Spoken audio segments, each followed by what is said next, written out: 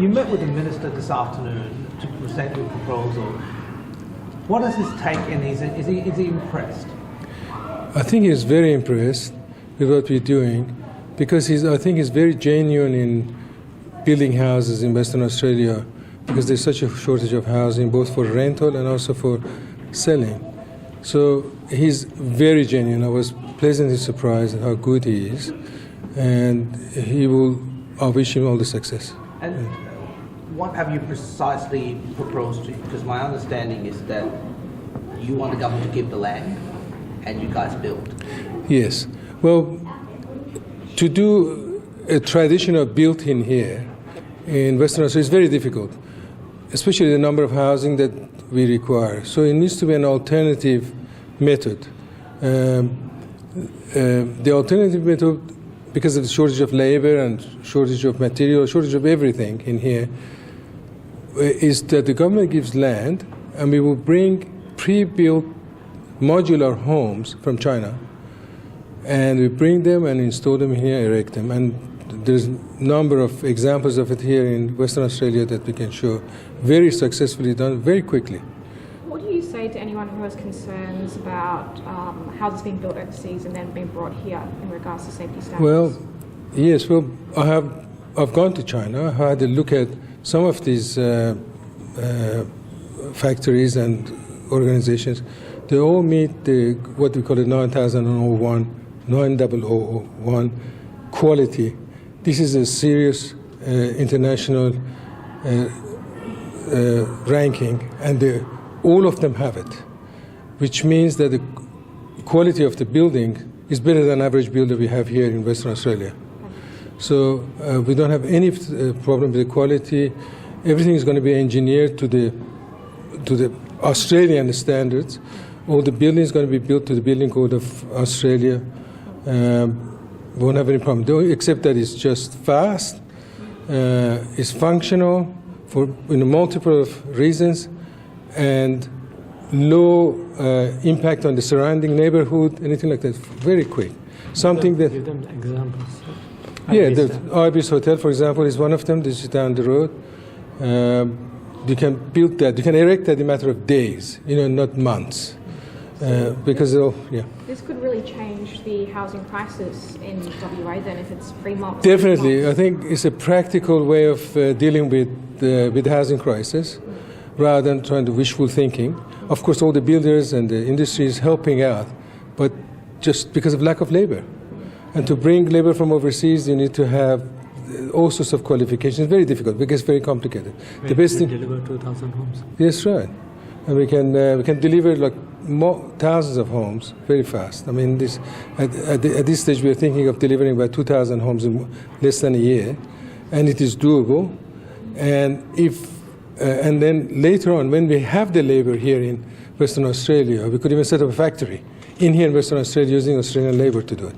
But until then, we can bring them from overseas, and we find out where that time is.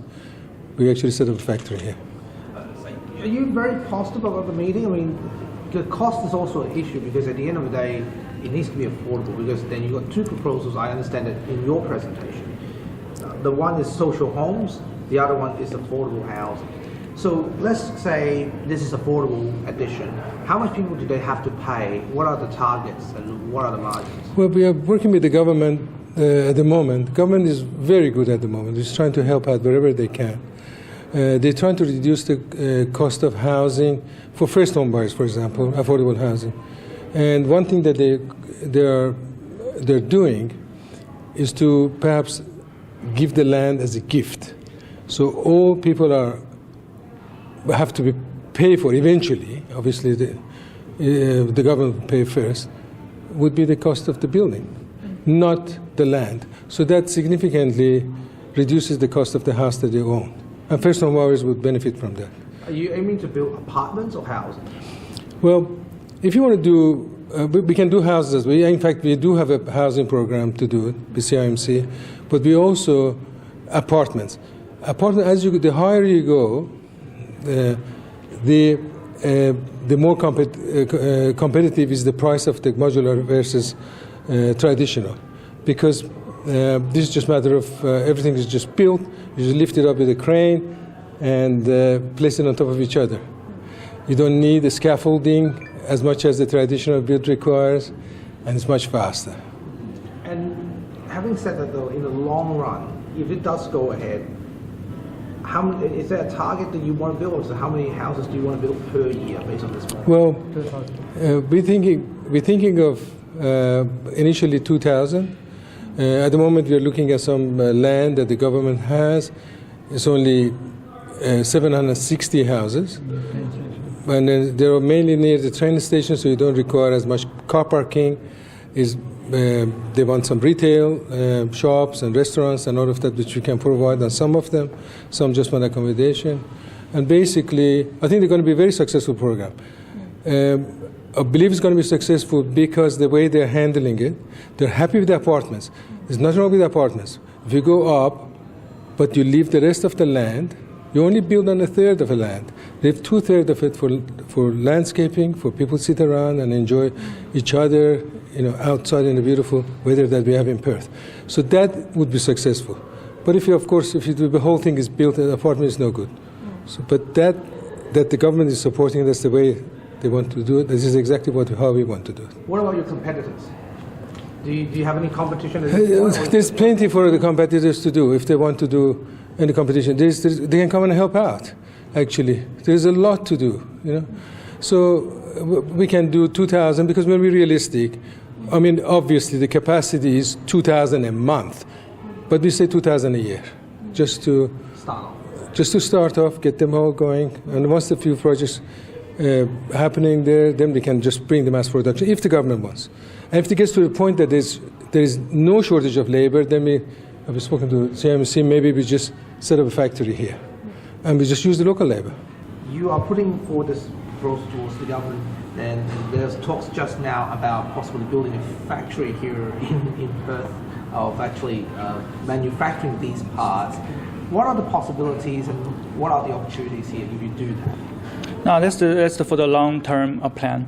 At this stage, we would like to use the factories in China, which we get the project to be successfully built at first, and with the demand going up, we were considering that. Yes, and what are the key factors for success in your opinion? If you are to go ahead. Now, the thing is, for the modular buildings, the first project, which involves the design and compliance issues, those things will take probably the most long time. Once the one project be successfully built, we can easily replicate and scale up the productions, and we can deliver more housing units in a very short period of time. Are you confident that this is the answer of housing solutions? I think that that's not only the option, it's probably the most suitable and reliable way to solving the current housing crisis. And just before we finish, the notion that I didn't heard before, that say the higher that you build, the more you build, the cheaper it gets. Yeah. You talk about taller or just quantity? No, it's talking about compare with the conventional way to building it, the cost for that. Because for us, the modules, we all are doing the fit out in our workshops. So the cost for us for each modules will be very similar. But when you build it on site, the cost, when you build the buildings higher, the cost will increase significantly.